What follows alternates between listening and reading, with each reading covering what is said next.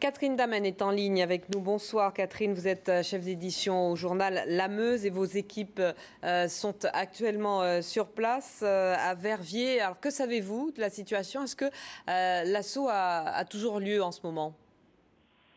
Non, l'assaut est terminé, mais le périmètre de sécurité est toujours bien établi.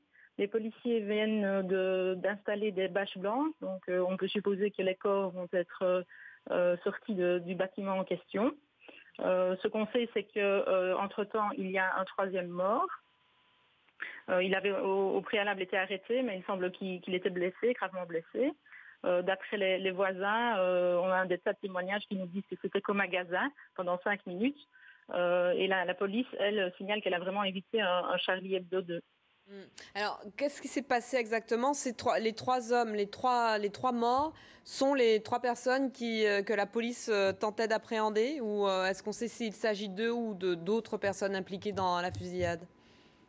Donc ce seraient 3 djihadistes qui habitaient dans une maison dans le quartier de la Gare à Verviers, qui en tout cas étaient hébergés là-bas.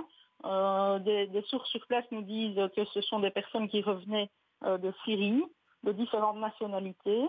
Et d'ailleurs, manifestement, c'était devenu habituel dans cette maison. Il y avait des gens de retour de Syrie qui logeaient là, provisoirement. Donc voilà, il s'agit de 3 terroristes qui auraient été abattus, ceux que la police essayait d'appréhender.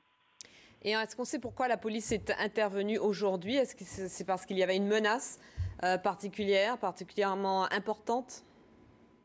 On ne sait pas pourquoi ils sont intervenus aujourd'hui. Ce qu'on sait, c'est qu'il y avait manifestement un projet d'attentat, puisque la police nous a dit elle-même, on a évité un Charlie Hebdo à la belge.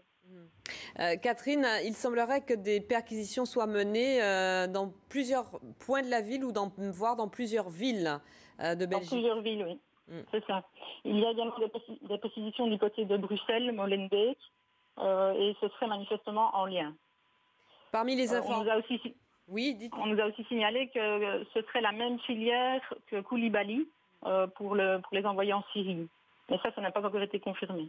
Voilà, une information qui n'a pas encore été confirmée sur un lien possible entre ces 3 présumés djihadistes, apparemment tous les 3 tués par les forces de l'ordre belges lors d'une opération antiterroriste, un lien présumé entre eux et Hamedi Koulibaly, terroriste auteur de la prise d'otage de l'Hypercacher à Paris la semaine dernière, au cours de laquelle il avait tué 4 de ses otages, 4 juifs. Hamedi Koulibaly qui a été abattu par les forces de l'ordre françaises. Il avait également tué une policière municipale à Montrouge. Merci Catherine.